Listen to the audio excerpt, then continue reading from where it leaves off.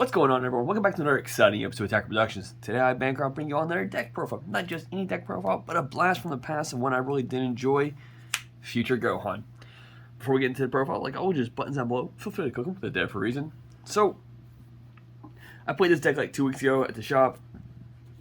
As we're getting up to Zenkai, didn't really know what to bring, so I kind of just rolled a couple dice, got a color pick from it, and went through a bunch of leaders. I'm like, you know what? I really did enjoy this deck. I'm going to kind of go back to my old version, make some slight tweaks to it, and go from there. The reason why I'm doing actually another profile on it is mainly because since now we're doing best of one sideboards at our local shop, the way I built this deck is a little bit different because of the sideboard ability.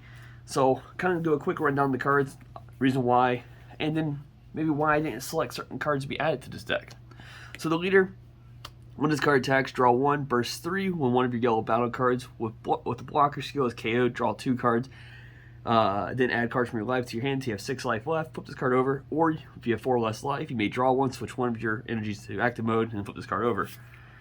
Once awaken, when this card attacks, draw 1 card and choose up to one of your yellow Trunks future cards, and it gets plus 5,000 power and crit for the turn, which is really strong, especially when you're swinging either potentially 25 crit or a 35 double strike crit, if I recall correctly. We'll get to those when we get to those.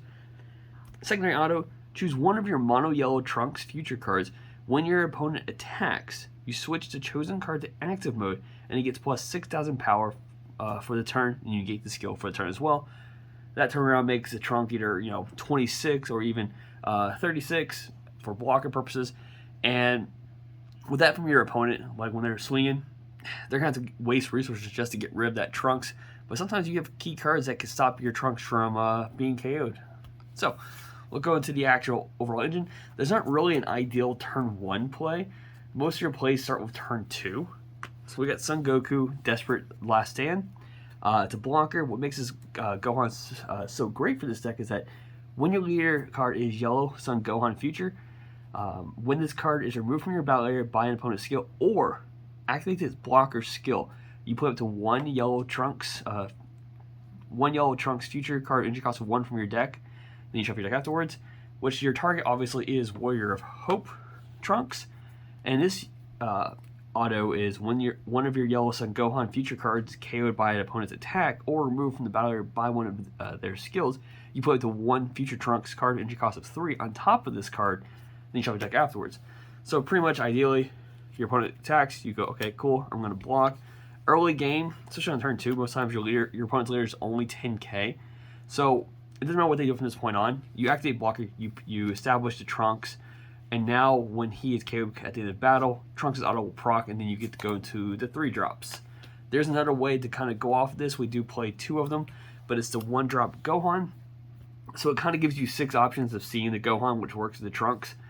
The reason why I'm going to play 2 of these is because in order to get the blocker, you need 6 or less life already. So it's kind of like, if you get into turn 2 and you're not seeing the 2-drop Gohan, this will allow you to kind of be able to establish the engine. It does have an auto though. When your leader card is Son Gohan future card, and you place 1 card from your in your drop from your life, when this card is played, you play up to 1 Trunks future card with energy cost of 1 from your deck. So if you're not seeing anything either, and you happen to go first on your turn 2, you could just play 1 crit a life to establish the Trunks afterwards, and now it has blocker for your opponent's next turn, which will establish the bigger chain from here on out. The problem is I don't like critting a life, but if I need to, the option is there for it. The Trunks as we play, and keep in mind that Trunks' auto opens up both timing windows because this Trunks is being played with skill. So typically you want to ask your opponent, all right, cool, is that fine? Or just if they call a counterplay, you got to deflect Trunks. If they don't call a counterplay, you got to bury your Trunks. So if they establish one after it's played, it's protected. And I love the ability to just kind of go back and forth on these. So the 3-drop that has deflect, and both these Trunks do have an evolve for 1 energy on top of a future Trunks card, but it has a limit 1. When this card is played or used in a combo from your hand, add up to 1 yellow Son Gohan future card with energy cost of 2 or less from your deck and add to your hand. So early game you can't just combo this card off. It does cost 1 to combo off though, but it allows you to search that Gohan super early. Auto Spirit Boost 2 for 3 yellow energy. When this card is removed from your battle area by an opponent's skill or is KO'd, choose up to one of your yellow Trunks future cards with an energy cost of 8 in your hand and play it. That's pretty good. It allows you to just keep going the chain even though this card's already been killed. Or the one with Barrier. Activate main for 2 yellow energy. If your leader card is Son Gohan Future and you have 4 more mono yellow energy, choose to 1 mono yellow Trunks Future card with energy cost of 8 in your hand. You play on top of this card in active mode, and you can't activate mains on top of this card skill. So you can't, like, on turn 4 just have 2 of these and 2 and have 2 8 drops, which is fine. The 8 drop, kind of go over that card real quick. Fantastic card. It's a double strike barrier dual attack blocker. You can pay 4 energy just to evolve it on top of a Trunks Future card. But activate main once a turn. If this card is in rest mode, choose one of your opponent's battle cards in rest mode and one of your energy in rest mode. And the chosen cards can't be switched to active mode until the end of your opponent's next turn. So ideally, if you establish 8 drop, you swing with the lead. You give this card 5k in crit. Now it's a 35k double strike crit. You swing twice with it. Activate main to keep 2 cards on your opponent's side of the board tapped, and then you can use the Unison's ability to restand it as well, which is fantastic.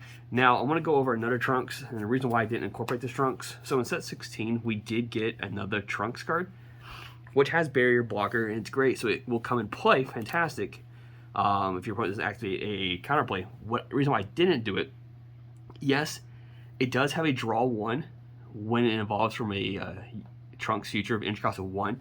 So it does give you another quicker access to just go into it.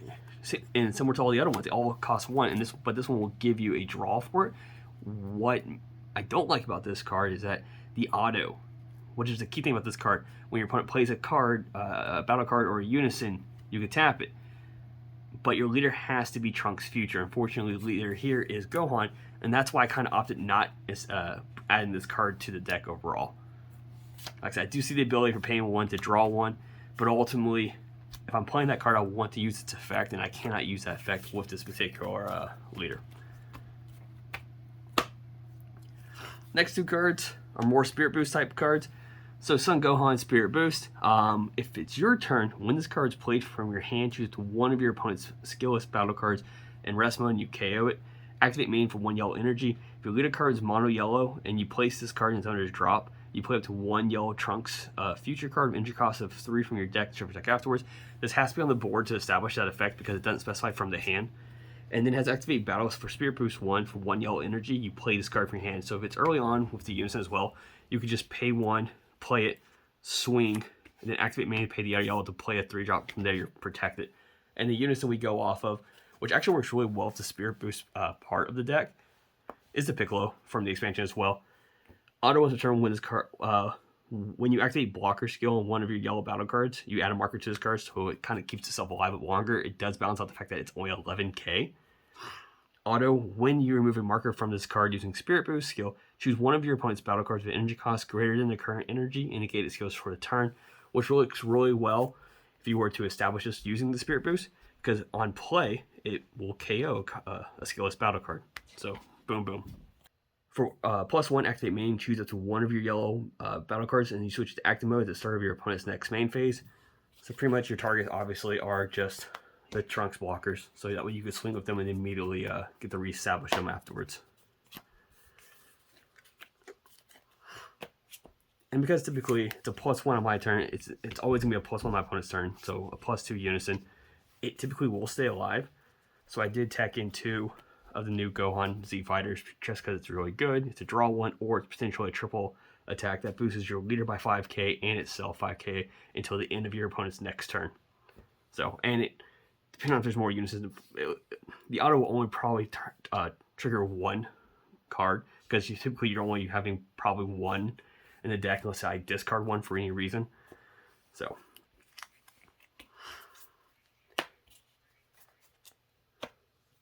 going into the extra cards, play 2. The features in your hand. It's a counterattack, but also it has an activate battle skill, which you choose this card in your drop and 1 card in your hand. You send them to the warp. Choose to one of your mono yellow Trunks future cards, battle cards, and it can't be KO'd by your opponent's attack for battle. So initially, if they swing with a big card and I want to keep my Trunks alive, I could just activate battle. Like once they say they comboed up or something to kill the Trunks, I can just activate battle for my warp for free by pitching a card from my hand as well. But the Trunks won't die in battle. And then the other skill, extra card, Furious Awakening. It's also a counter attack, but it doesn't actually negate the battle. But it gives, you choose one of your yellow Trunks future battle cards in active mode, and it gains revenge for the turn. So initially, they declare attack, you counter attack, give the Trunks revenge, immediately block with the Trunks right afterwards. Now whatever card you're swinging with will most likely be killed because of revenge. It does have activate battle. If I have to use it for this purpose instead, you choose one of your yellow Trunks future battle cards, switch to active mode, and it gets plus 15 of power and has its skills negated for a turn. So it just kind of boosts it for the turn, keeping it alive, but you can't use blocker on it for the rest of the turn.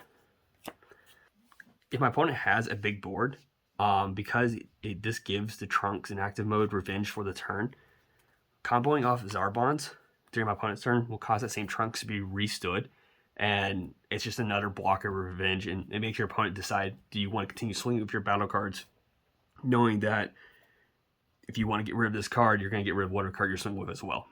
So, really like Zarbon's attack, just like I said, during your opponent's turn, when you combo with this card, choose one of your battle cards, which is active mode, so it just gives you multiple chances of keeping your opponent from hitting your life.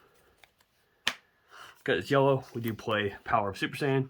It's just really good. Make sure you have an active yellow energy, mono yellow energy to get the effect, or use it for a negate if you have to.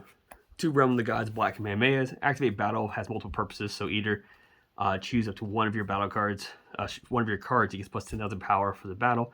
Then you choose either, if it's your turn, choose one of your opponent's battle cards in rest mode, you KO it, or if it's your opponent's turn, draw 1 card and choose 2 of your opponent's battle cards and switch them to rest mode, just kind of keeping things tapped.